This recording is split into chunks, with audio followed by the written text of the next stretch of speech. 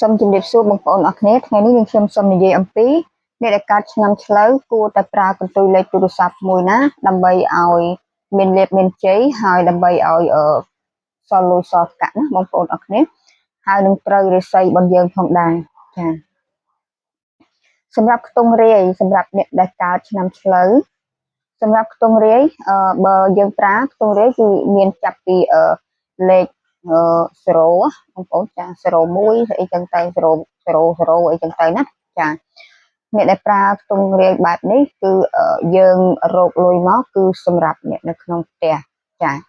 លុយកាក់ដែលយើងរកបានគឺសម្រាប់អ្នកក្នុងផ្ទះហើយខ្លួនឯងគឺឲ្យហ៊ានញ៉ាំអីទេសឹងថាអត់ហ៊ានឃ្លានរបស់អីក៏មិនហ៊ានញ៉ាំចាចំណាយទុកសម្រាប់តែអ្នកនៅក្នុងផ្ទះតែម្ដងគេហៅថាលះបង់ណាចាលះបង់ដើម្បីអ្នកនៅក្នុងផ្ទះដូចជាកូនដូចជាអ្វីមួយចឹងទៅចានេះសម្រាប់អ្នកដែលប្រើខ្ទង់រាយចាសម្រាប់ខ្ទង់10សម្រាប់អ្នកដែលឆ្នាំឆ្លូវប្រើខ្ទង់10គឺអារម្មណ៍រីករាយចាតែនៅតែមានការលះបង់ចាលះបង់ឲ្យមនុស្សដែលខ្លួនឯងស្រឡាញ់ខ្លាំងពេកគេហៅថាស្មោះពេកណាចាស្រឡាញ់គេខ្លាំងពេកលះបង់ឲ្យគេខ្លាំងពេកខ្លួនឯងគេហៅថាស្វិតតែជីវចឹងទៅអត់ហ៊ានញ៉ាំអត់ហ៊ានចាយអត់ហ៊ានអីទេចាគុំគុំឲ្យគេចឹងទៅចាបើអ្នកនៅលាវប្រើខ្ទង់10បើមានមនុស្សដែលខ្លួនឯងស្រឡាញ់គឺស្រឡាញ់គេលះបង់ឲ្យគេសឹងថាអស់ពីខ្លួនតែម្ដងចាសម្រាប់ខ្ទង់20សម្រាប់ខ្ទង់20សម្រាប់អ្នកកើតក្នុងឆ្នាំឆ្លូវល្អសម្រាប់អាជីវករល្អសម្រាប់អ្នកលក់បន្លែតាមតូបឬមួយក៏លក់ត្រីសាច់អីផ្សេងចាគឺល្អខ្លាំងចាសម្រាប់អ្នកដែលជាអ្នកដែលលក់បែបបន្លែឬក៏ផ្លែឈើឬមួយក៏ត្រីសាច់អីអស់អញ្ចឹងណាបងប្អូនអរគ្នាចាល្អតេទៀងអតិថិជនហើយសម្បូរភ្ញៀវសម្បូរអតិថិជនមកផងដែរចាខ្ទង់30សម្រាប់អ្នកឆ្នាំឆ្លូវខ្ទង់30សម្រាប់អ្នកឆ្នាំឆ្លូវល្អសម្រាប់អ្នកដែលគាត់អ្នកគិតខាងបជាណាបងប្អូនអរគ្នាចាគិតខាងបជានេះគឺរកស៊ីខ្លួនឯងណាមិនមែនរកស៊ីឲ្យគេណាចាគិតបជាដូចជាអ្នកលក់អីវ៉ាន់ចាប់ពួយបោះដុំចាឬមួយក៏អ្នកដែលគាត់លេងតុងទីនអីចឹងទៅណាចាអាហ្នឹងគឺល្អសម្រាប់គាត់តែម្ដងចានិយាយរួមឲ្យតែប្រភេទមនុស្សដែលធ្វើនៅខាងគិតបជាចាអង្គុយបោកសរុបអីចេះតែទៅចាអាហ្នឹងខ្ញុំនិយាយបកស្រាយសរុបប៉ុណ្ណឹងចឹងណាចាឲ្យតែពាក់ព័ន្ធនឹងរឿងការគិតវិជាការអីអស់ហ្នឹងគឺអ្នកដែលប្រើខ្ទង់30គឺត្រូវសម្រាប់អ្នកឆ្នាំឆ្លូវចាខ្ទង់40សម្រាប់អ្នកឆ្នាំឆ្លូវខ្ទង់40សម្រាប់អ្នកឆ្នាំឆ្លូវ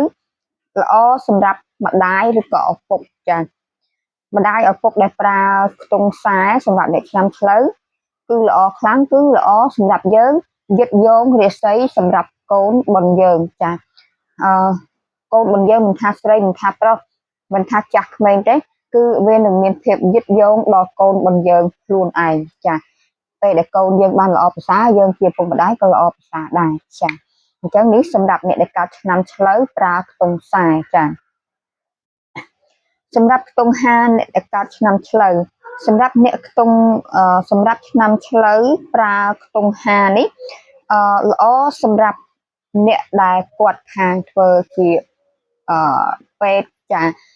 ផ្នែកនៅទីពេទ្យមិនថាផ្នែកអ្វីមួយទេចាដុកទ័រឬមួយក៏នឹងខ្ញុំអត់ចេះហៅទេចាគេលេនអីគេនោះខ្ញុំអត់ចេះស្រាយមកចេះហៅទេចាឬមួយក៏អ្នកអនាម័យនៅក្នុងមន្ទីរពេទ្យអីចានិយាយរួមឲ្យតែពាក់ព័ន្ធថាគ្រូពេទ្យគ្រូបង្រៀនចាគឺល្អទាំងអស់តែម្ដងឬមួយក៏អ្នកធ្វើការនៅធនាគារក៏បានចាគឺល្អសម្រាប់អ្នកឆ្នាំឆ្លូវប្រើខ្ទង់50ចាខ្ទង់60សម្រាប់ខ្ទង់60អ្នកដែលកើតឆ្នាំឆ្លូវសម្រាប់ខ្ទង់60ដែលកើតឆ្នាំឆ្លូវនេះគឺល្អសម្រាប់មនុស្សដែលមានវ័យ60ចាចាប់ពីខ្ទង់60ឡើងទៅហ្នឹងគឺប្រើល្អខ្លាំងមែនទែនចាព្រោះអីគាត់តែងតែជុំគ្នានៅកន្លែងកាហ្វេលេងអុកលេងអីចឹងទៅចាអញ្ចឹងគាត់ប្រើខ្ទង់60នេះគឺល្អសម្រាប់គាត់ខ្លាំងមែនទែនគឺគាត់អាចឈ្នះ គេហៅថាឈ្នះរិស័យបនកេណាចាអញ្ចឹងខ្ញុំសូមនិយាយតែប៉ុណ្្នឹងចឹងណាព្រោះកន្លែងចំណុចនេះខ្ញុំអត់ចង់និយាយវិញឆ្ងាយទេចាសម្រាប់អ្នកឆ្នាំឆ្លូវខ្ទង់ចិត្តនៃកន្ទុយទូរស័ព្ទសម្រាប់អ្នកដែលកាត់ឆ្នាំឆ្លូវកន្ទុយទូរស័ព្ទខ្ទង់ចិត្តចាសម្រាប់ខ្ទង់ចិត្តនេះគឺល្អសម្រាប់អ្នកដែលជាស្រ័យខ្ញុំគាត់តែនិយាយឲ្យបងប្អូននេះណាចាជាប្រភេទអ្នកដែលការចិញ្ចឹមសត្វចាចិញ្ចឹមសត្វមិនថាចិញ្ចឹមគោចិញ្ចឹមមាន់ចិញ្ចឹមទាទេចាវាជួយសម្រាប់រាសីឲ្យសត្វដែលយើងចិញ្ចឹមហ្នឹងគឺវាមានកម្លាំងវាមានធម៌ពលចាវាលូតលាស់បានល្អហើយមិនងាយឈឺក៏មិនងាយស្លាប់ចានេះសម្រាប់អ្នកដែលរ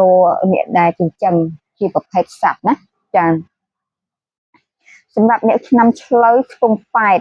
កន្ទុយទូរស័ព្ទខ្ទង់ប៉ែតល្អសម្រាប់អ្នកដែលធ្វើការរាជការធ្វើការក្នុងអូហ្វីសឬមួយក៏ធ្វើការទំនាក់ទំនងខាងផ្នែកអ្នកធំអីចឹងទៅចាដូចជាគាត់តេតងខាងផ្នែកអ្នករាជការឯកឧត្តមអ្នកមានបុណ្យស័ក្តិអីចឹងទៅចាអញ្ចឹងគឺល្អសម្រាប់គាត់មែនទែនសម្រាប់អ្នកដែលកើតឆ្នាំឆ្លូវណាចាសម្រាប់ខ្ទង់កៅលេខទូរស័ព្ទកន្ទុយខ្ទង់កៅសម្រាប់អ្នកដែលកើតឆ្នាំឆ្លូវចាសម្រាប់អ្នកដែលកើតឆ្នាំឆ្លូវនៅកន្ទុយទូរស័ព្ទខ្ទង់កៅល្អសម្រាប់អ្នកដែលធ្វើការរបៀបជាធំចាដូចជាអ្នកដែលអង្គុយគាត់សរសេរអ្វីមួយដូចនិយាយថាធ្វើឯកសារធ្វើលិខិតចាដូចរបៀបខាងមេភូមិមេឃុំអីចឹងណាបងប្អូនចាគេមកធ្វើសម្បត្តិអានេះអានោះអីចឹងទៅសម្បត្តិអាពាហ៍ពិពាហ៍ឬមួយក៏ចំណាក់អីគេហៅអីអ្នកដែលនៅស្រុកណាណីហើយចូលមកនៅស្រុកនឹងអីចឹងទៅហ្នឹងខ្ញុំអត់ដឹងថាគេហៅអីតែលោកនិយាយថាពាក់ព័ន្ធនៃការដែលយើងចោះឈ្មោះកំណត់ឲ្យអ្នកនេះបើគេចង់មកនៅនេះយើងកំណត់ឲ្យគេចឹងទៅចាអានេះគឺល្អសម្រាប់អ្នកដែលគាត់ផ្នែកធ្វើការនឹងផងដែរចាអញ្ចឹងមានតែប៉ុណ្្នឹងទេសម្រាប់អ្នកឆ្នាំឆ្លូវសម្រាប់ប្រើកន្ទុយទូរស័ព្ទ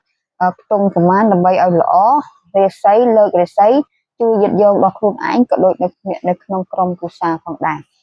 នឹងខ្ញុំនឹងបកស្រាយសម្រាប់ឆ្នាំទាំង12បន្តទៀតផងដែរសូមបងប្អូនអរគុណគឺ Subscribe YouTube របស់ខ្ញុំមួយផងដើម្បីទទួលបាននៅអ្វីដែលល្អអ្វីដែលថ្មីសម្រាប់ចែកជូនដល់បងប្អូនជាចំណេះដឹងឬមួយក៏ជាជំនឿនៃហោរាសាស្ត្រនៃដូនតាខ្មែររបស់យើងបានបន្តទុកចាអរគុណសុខសប្បាយសុខចម្រើន